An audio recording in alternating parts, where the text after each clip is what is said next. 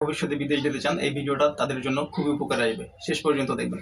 আপনি যে বিদেশ যেতে চাচ্ছেন, আপনার যে এজেন্সির মাধ্যমে যাচ্ছেন, সেই এজেন্সিটা কি সরকার অনুমোদিত কিনা সেটা কিভাবে বুঝবেন, অর্থাৎ কিভাবে দেখবেন সেটা আমি আপনাদের এখন দেখিয়ে দিব।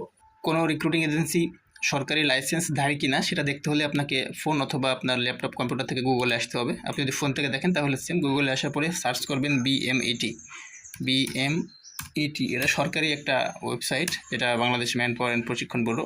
এই যে এখানে বাংলা লেখা দেখবেন জনশক্তি কর্মসংস্থান এবং প্রশিক্ষণ ব্যুরো, এটার উপরে আপনি চাপ দিবেন। চাপ দেওয়ার পরে আপনি সরকারি ওয়েবসাইট দেখতে পারবেন, এখানে শো করবে।